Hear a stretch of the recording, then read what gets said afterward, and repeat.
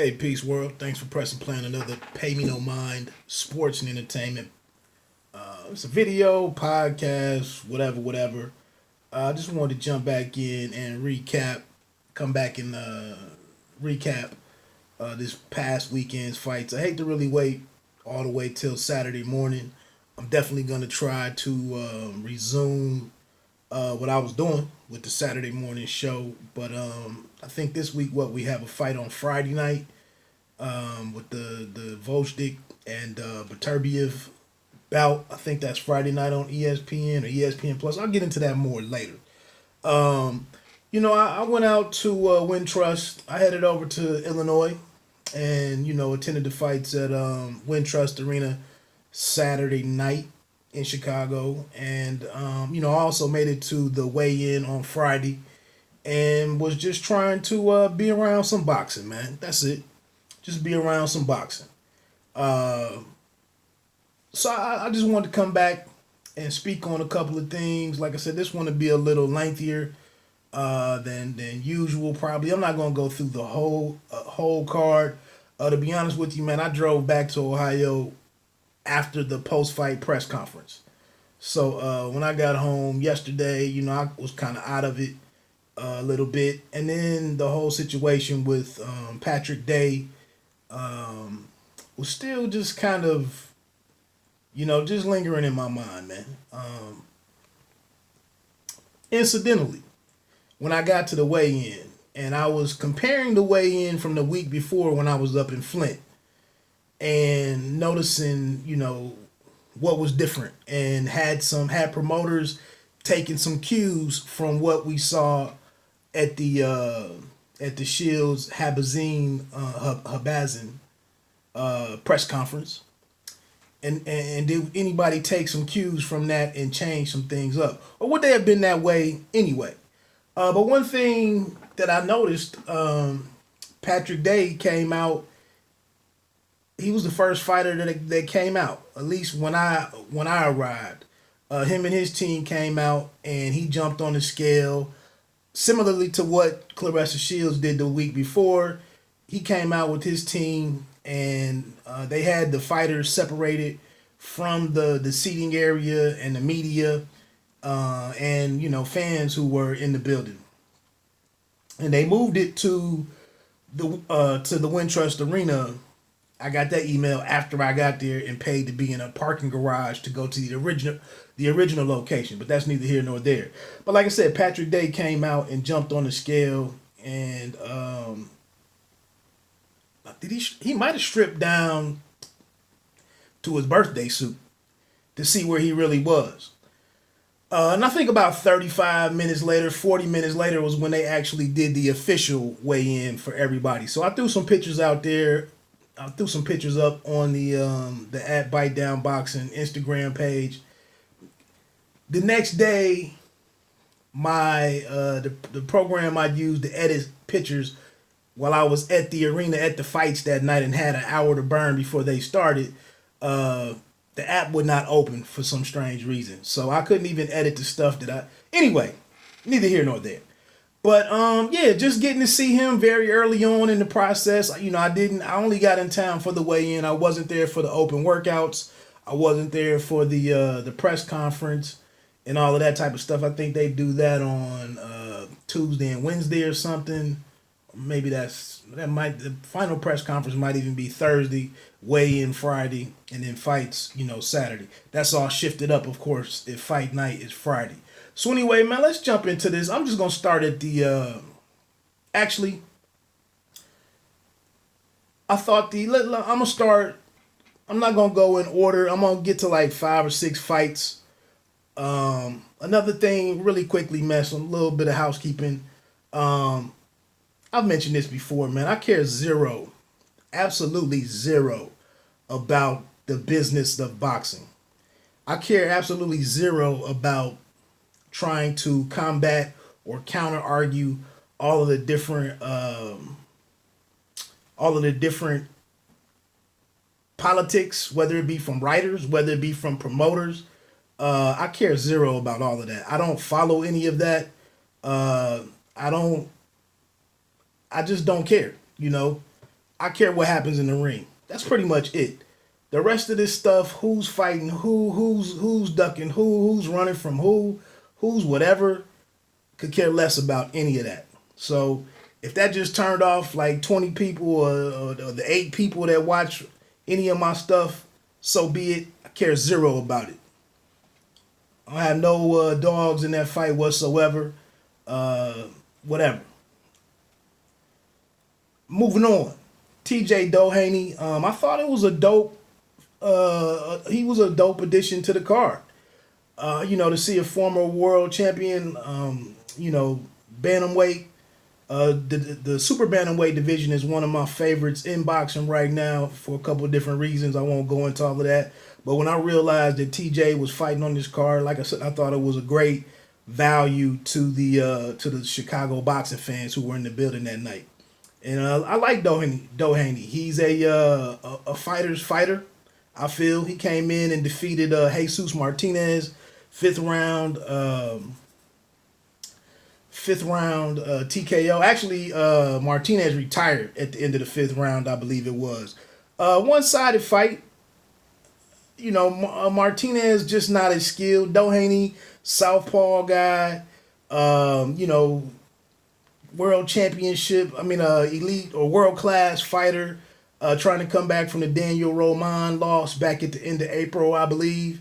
And just looked good, man. I liked his ring IQ, his upper body movement, jabbing to the body to get things started out. Worked the body well when he moved to the power stuff underneath, and really just made Jesus Martinez feel uncomfortable, and did what he needed to do to get him out of there. Couple knockdowns in that one, I think, and it was easy to see that he was gonna dominate, the fight. And Martinez really just had haymakers. He was trying to catch him with wild overhand shots. He was outclassed, but I think it was still a good fight, and it was definitely made sense for Doheny, who was just trying to stay active. I did an interview with him after the fight, so I won't get into anything. Future talks for him, you can click that video. It's a short talk with me and TJ Doheny at the on the floor of the Wintrust Arena that night. Let's get into it. Otha Jones III and Eric Manriquez. OJ3 out of Toledo, Ohio. Soul City Boxing. Good people. They took some flack for this majority decision over Manriquez. It was 38-38 on one card, 39-37 on Dave Smith's card. No, I'm sorry, on Alfredo Gallardo, 39-37 for him. And then Alan Rosen was 40-36, gave all 4 to OJ3. Hey, let's be honest, man. That's one of the benefits of being the promoter's fighter. I'm not saying it's right. Some of these guys, as they're just starting out, these 4-6 rounders, you go to club shows, you go to smaller club shows, and it's the promoter's fighter. You see things happen a certain way. I really did not watch this fight that closely because I just didn't like this. I didn't like the way that the fight was fought. I didn't like OJ3's, and I'll get to this in just a second, but I'm speaking on this fight because he's an important asset, for the zone and for maybe more so for matchroom boxing. And a fighter that they like to see do some things, and he's an accomplished amateur.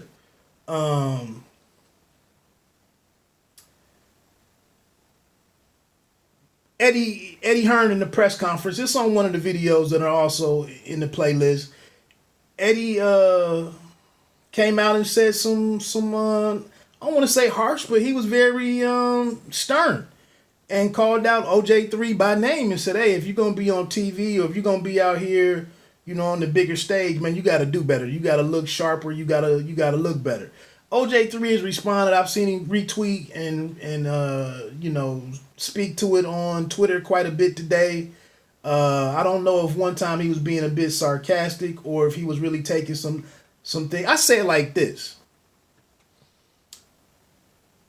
When I was in high school playing basketball, and if the coach got in your ass, and called you out on some things, maybe it's because big things were expected of you, and that coach cared enough about you to call you out. There's some guys who didn't box out, who didn't get an ass on another player, didn't box out properly, or didn't give the right effort. You know, maybe just wasn't going hard, and the coach didn't even say anything to him on the same play or something because he didn't really have any expectations for that other fighter or that other player, or just didn't care about him. So, for Eddie Hearn to come out and really speak, really really seriously, when he got on this subject, it speaks for itself. And you got the W. You can go do what you want to do. I think for me to sum it up on this particular fight, one thing that I would question is as an observer, I'm just trying to see what Otha Jones's fighting style, what his makeup as a fighter or what his personality as a fighter is going to be. Are you gonna jab and then work into 1-2s and then get into some combinations? Are you going to use space? Are you going to be a pressure guy? Are you going to fight inside? Are you going to brawl? Like, you got to be something. And during the course of that fight, of them 4 rounds, I didn't really feel like his demeanor or his in-ring presence, I couldn't really pick up on what he was or what he wanted to be or what he was trying to be. And I just felt like he got lured into a messy match. And for some reason, I just don't think that it really happened where he was able to put it together and show his class in comparison to Manriquez. That's my honest opinion. Moving on. Anthony Sims Jr., super middleweight. He came in a half a pound over at the weigh-in. Morgan Fitch, they didn't say what they were going to do about it. Nobody said, you go lose that. There was no title on the line or anything. And it has here on BoxRec, he was a half a pound over. You get a dominant, one-sided performance like that, you show the level and class against yourself, against Morgan Fitch, a guy who was 19-3-1. I believe he was on the Contender. You totally blow him out. So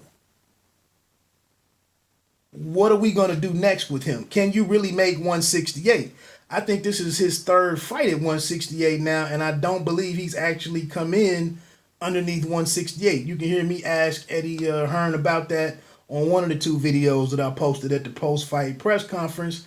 I think, it's already a quandary, in my opinion, for Anthony Sims Jr. because you're over here on the zone, and based on the current landscape of boxing, all the guys that he really needs to be targeting are on other platforms. ESPN has light heavyweight if he was to have to go back up to 175. And then here at super middleweight, a lot of those guys are over with the PBC on Fox. I guess, Showtime. It's a ways away, but I really would like to see, I wouldn't mind seeing Sims Jr. versus a Caleb Plant. Not saying it and not even trying to suggest that Anthony Sims Jr. is ready. Although I think he might even have more fights than Caleb Plant at this point. But just 2 guys, like I was just saying with Otha Jones III, Anthony Sims Jr. knows what he is. He knows what he's trying to do. He knows what his fighting style is. He's trying to be that every time out. I liked what I saw here with him forcing the action when at times with Morgan Fitch, asserting himself, and just like I said, taking the guy apart.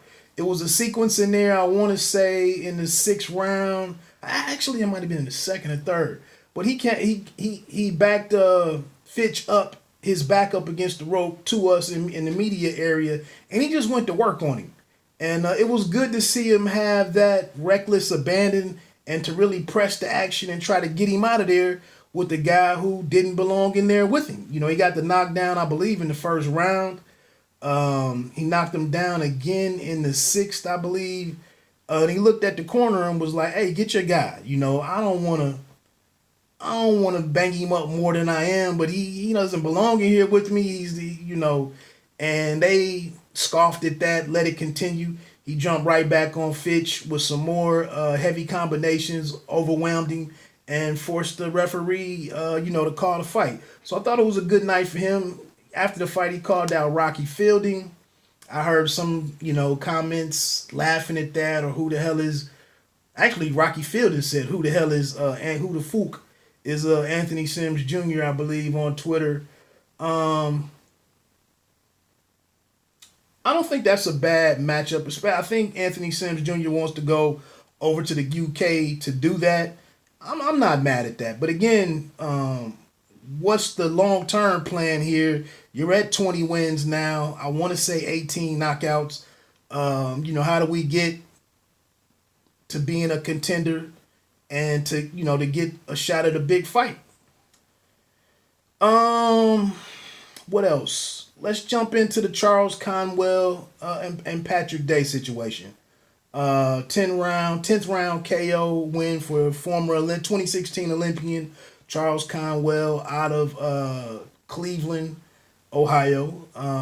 Patrick Day, from Long Island, New York, Freeport, I believe Freeport, Long Island. As you all know, I think one thing that gave me a little bit of optimism earlier today was I read Jake Donovan's update, and he included the one detail that was bugging me, was kind of irking me earlier on. Um, Donovan reported in his article on Boxing Scene that Patrick Day his coma was medically induced. So he's still in critically, what is it, a serious critical, or I can't remember how they worded it, but he's in critical condition. Maybe a serious critical condition. Still not out of the woods yet. Salute to Charles Conwell for being a classy dude. He put out there on his Instagram page. He made a lengthy caption, and just said that I don't want to downplay Patrick Day's situation. And everybody's hopes and prayers, and however you go about spiritual matters, it's a ton of positive energy from a lot of different individuals who have spoken on Patrick Day.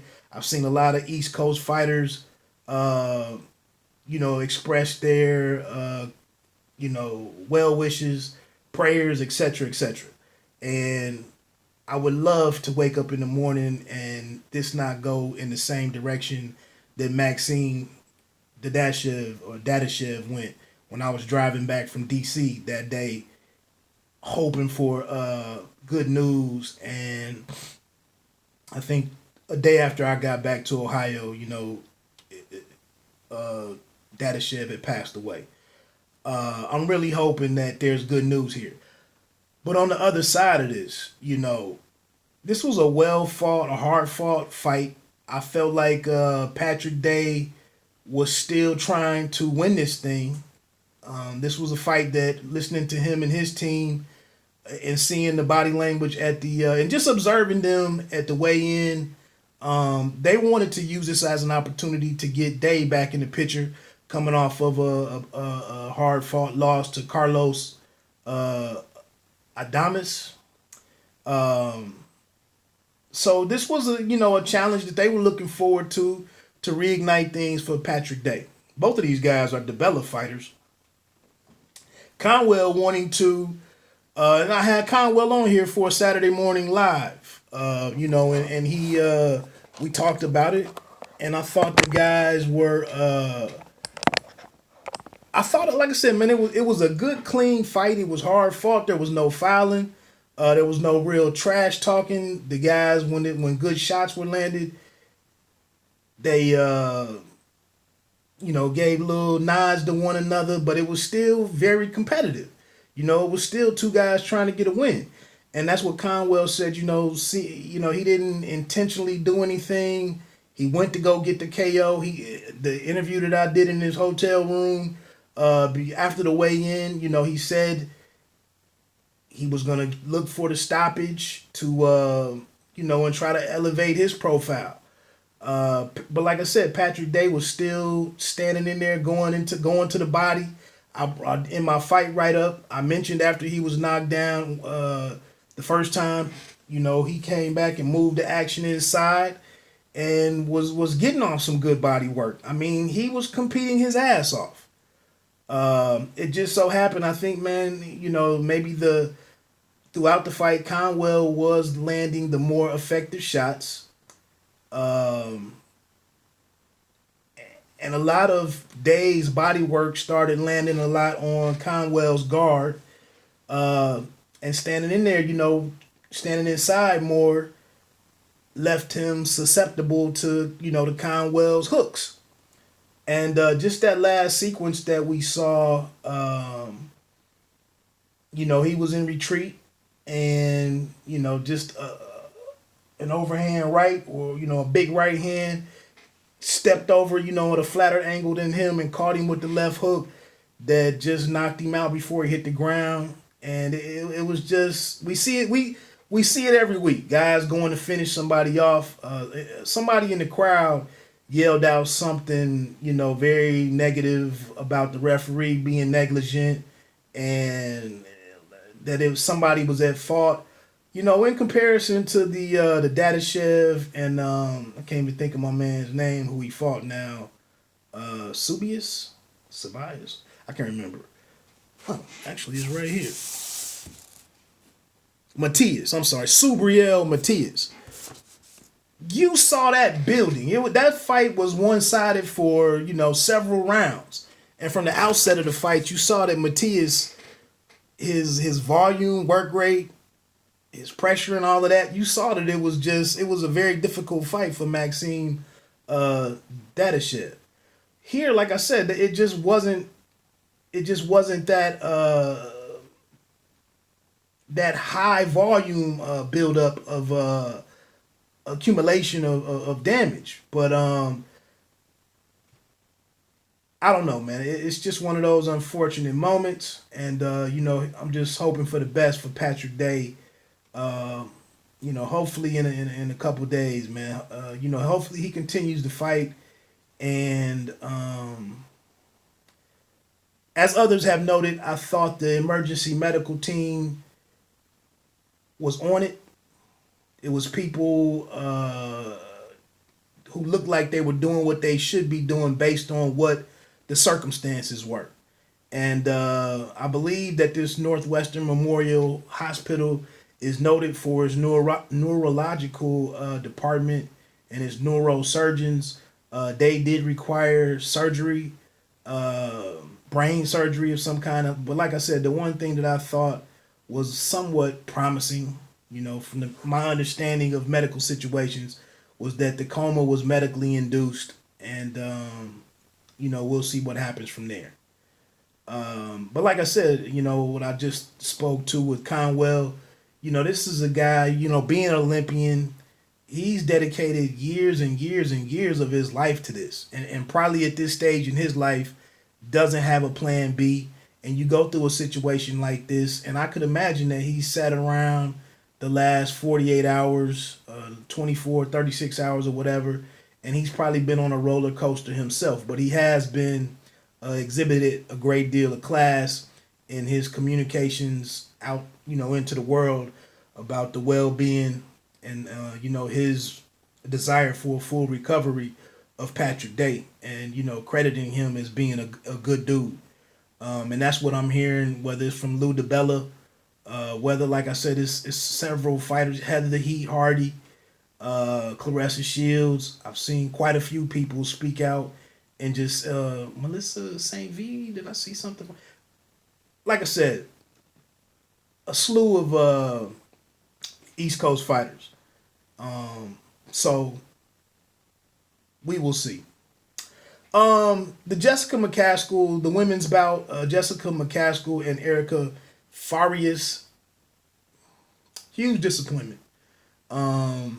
94, 94 on one card, 97, 91, and then 96, 92.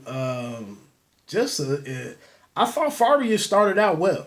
I thought she was getting some space and wasn't allowing McCaskill to do what we was kind of become a signature fighting style for her, coming forward, bombing and swarming, and just mixing it up and making her opponents uncomfortable. I felt like Faria's kind of offset or negated that early on and was getting some space and was actually catching McCaskill cleanly through the first two rounds, cleanly and often. And then it just seemed like she just went from sugar to doo doo, and the fight was I couldn't even score it. So I thought it might be 94, 94 all the way, but John McKay and Alejandro Roshin, that's what they get paid to do. I gave up on with all the clinching. Both of the women were deducted points. The referee didn't seem to have control of it. It just never really developed into anything that resembled a boxing match. So anyway, McCaskill gets a chance to pursue the rematch with Katie Taylor possibly, or maybe look to unify, for another unification fight at super lightweight. We'll see what happens there. Dmitry Bivol, WBA light heavyweight champion, against Lenin Castillo. I remember Castillo with Marcus Brown, and he's a guy who just follows, gets to where he's trying to go, gets his position, and this just seems to wait. But he did rock Bivol one point later in the fight. Had a good, I want to say right hook, left hook combination that snapped Bivol's head around, and his body language picked up for a minute, and then he just died right back down into following Bivol around. Bivol did get the knockdown somewhere in the mid rounds, I believe. But Bivol, he was booed heavily at the end of the fight, man. I kind of felt sorry for the guy. He's trying to speak in English. He's trying to be positive. Castillo's a hard guy to look good against or look great against. He did get the knockdown. But Bivol just, he doesn't necessarily have a plan B minus or plan C. He kind of just does the same thing all night. Just a very basic, fundamental game. I'm not a lights out puncher, decent puncher. But try to get to some angles.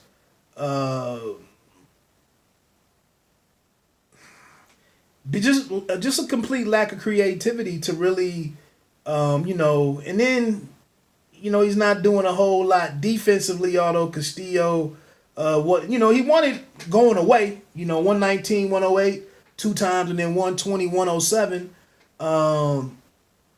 But in terms of being moving the needle, working yourself into some bigger matches, it's kind of tough for the guy. And but like I said, at just 17-0, he's a champion already. You can't take that away from him. So he called. He's trying to being on the zone. He's talking about Canelo. I don't know if that happens or not. You would want to say a guy like Danny Jacobs, you're over there on the zone. Would it be worth a move up? Damn, that'd be two. Yeah. Or, I guess if he fought him at 68, he wouldn't have the title. I don't know what Bivol does, man. Like I said, I'm not terribly down on the kid, but, since coming over from HBO and here at this current situation or juncture in his career, really uncertain of what he does. I don't know, man. Like I said, you win a fight that handily. You get the knockdown. You take very little punishment. You would think you lead the arena on a high note, but it's still a lot of questions to be asked of Bivol. So it'll be interesting to see if they bring him back before the end of the year, and what's next for him. Moving on to the main event, Oleksandr Usyk, former cruiserweight kingpin, undisputed champion, and Chaz Witherspoon. This is exactly the reason why. I mean, what do we really expect? What do we really expect Matchroom, Eddie Hearn, and DAZN to do? You got a guy that you want to invest in and see what he can do and how far he can take things in Oleksandr Usyk. He's a likable guy, good spirited, highly skilled guy. He's daring to be great with this this venture up to heavyweight. Despite what you think about his weight, his size, and his chin, it's what he's trying to do. It's what he is going to do. But originally they wanted him in Tacom in DC. That fell apart. The Tacom situation didn't, transfer over to this Chicago outing. They bring in Witherspoon. Like I said, Joey DeVecco was on Instagram saying that he signed the contract for this fight. They didn't take him. Although DeVecco's last time out, I was not overly impressed with him.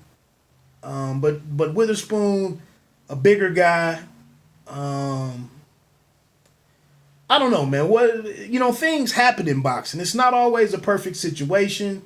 But I think what was a disappointment here is you get a guy like Witherspoon who's been relatively inactive. I think 4 fights since 2015, a total of 4 fights. 3 days notice, 4 or 5 days notice. And I talked to Witherspoon. There's a video on here. I could have asked, when's the last time you actually did some good sparring? But an obvious concern comes is what's your ability to go some rounds? And here, in the 7th round, after the 7th round, he was in the corner like he was dead, and Usyk had turned it up in the 6th and 7th rounds, and really started getting to his angles, really working that shoulder. Just getting Witherspoon out of position, staying away from Witherspoon's right hand. I think he landed very many of them at all. He did land some shots with the jab because you saw some damage. Actually, yeah, I think that was the right side of Usyk's face had some damage, some bruising and whatnot. But Witherspoon, like I said, does it work? Did it work on television? I don't know. Again, for me, I wasn't trying to answer all the questions about Oleksandr's run at heavyweight in this one particular fight. I think the Takam fight would have obviously done better. The Tyrone Spong situation. I've heard the issues with the samples, some more information. I'm not going to go into that right now. But, like I said, you end up with the third opponent, just like in the NFL. If you're on your third quarterback, your third backup, you get to your third and fourth backup, it's going to be hard to put up some points. It's going to be hard to put a professional offense out there on the field. You get to your second, third opponent, it's not always going to be an Andy Ruiz type situation. Especially when you have a guy, like I said, with these circumstances, with him just getting up to heavyweight division, to the division, what all do you expect? But it was a one-sided fight. I thought he looked pretty decent. It's going to be a matter of what his motor is, what his reflexes are, what his timing is or anticipation, and how he stands up to real elite level, world-class heavyweight power. Those are going to be the questions, that we have until we see what we need to see. in the post-fight press conference and some of the videos that I'm seeing mentioning Usyk in the same sentence as Deontay Wilder, whether or not it was initiated by Eddie Hearn and Usyk, Egis Clemens, I don't know. My question would be, and if the media asks that question first, why on earth would we be talking about Deontay Wilder when the man has 2 fights lined up?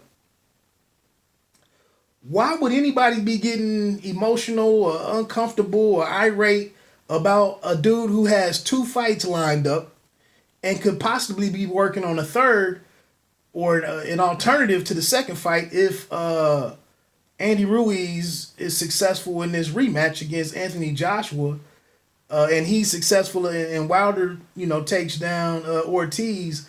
Like, how in the hell are we talking about Usyk and Wilder? How is that the story? Again, man, this business stuff and the fantasy matchmaking and all of that, people got a lot of time on their hands, man. Usyk, I like that he was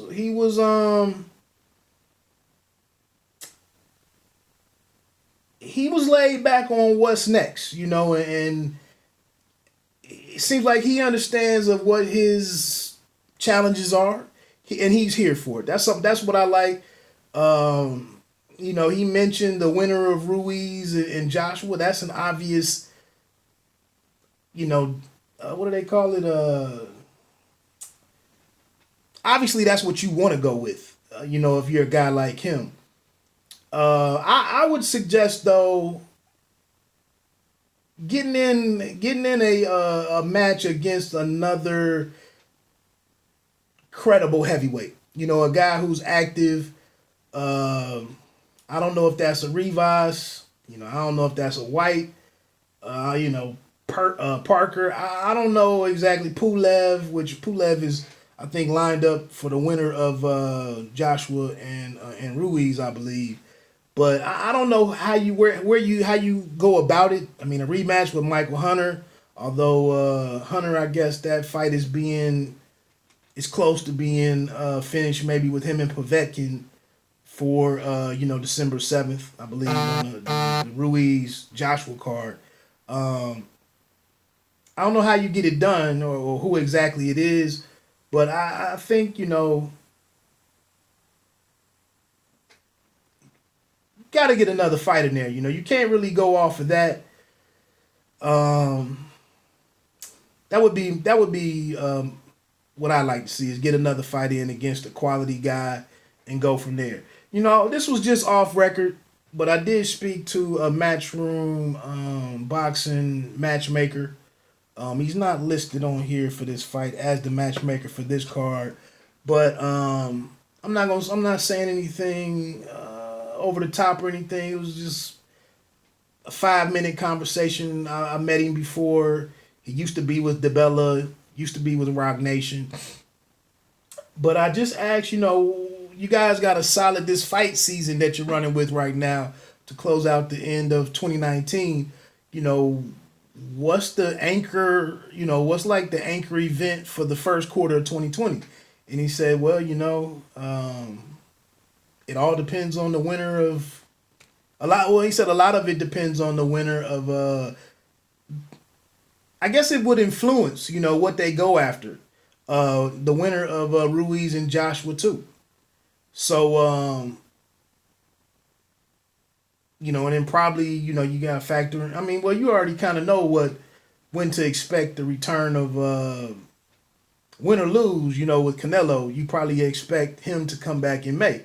So, yeah, like I said, we got to see what happens. I think that was December 7th is the date, I think. So that's that, man. Like I said, boxing, and cards are weird, man. I thought this card looked pretty good on paper. I don't know, man. You got to find the angle. Sometimes you got to find an angle in some of this stuff to hold your interest. I do think the The main event was somewhat challenged by the B side guy or the opponent, but I thought Usyk, the excitement in the building, made it an event. And Bevo being on there on paper, 9,000 fans in the building. I thought it was what it was, man. And I think we'll see. It seemed like Chicago appreciated the fight being there. It sounds like Eddie Hearn would like to make more events there. We'll see, how they get that done. So look, like I said, man, this is kind of a lengthy video. It might take 2 hours to load or something, but I did want to come back and speak on it. Like I said, I felt a little infinitesimally, I think is the word, just very minute in terms of my optimism, for Patrick Day's situation, based on my understanding of, critically, critical condition situations, and having a seizure in the van, in the ambulance, the emergency surgery and all of that stuff. Like I said, man, I'm 100%, I'm 1,000% hope, but just such a touch and go situation. So that's it, man. Let me get on out of here. Again, thanks to anybody who's checked out the channel lately, anybody that's new subscribers and whatnot, the comments. I appreciate it all, man. Like I said, I'm not really on here trying to influence anybody in any way. I don't care to really try to have all the solutions to a lot of this stuff. I don't have any dogs in the fight amongst any of the platforms or promoters. Man, I'm really just a guy who doesn't have anybody to really talk boxing to in my day-to-day travels. So I come on here and I talk to the camera, and get my thoughts out there. That's pretty much it. Bite down boxing, man. Don't let them count you out. Peace.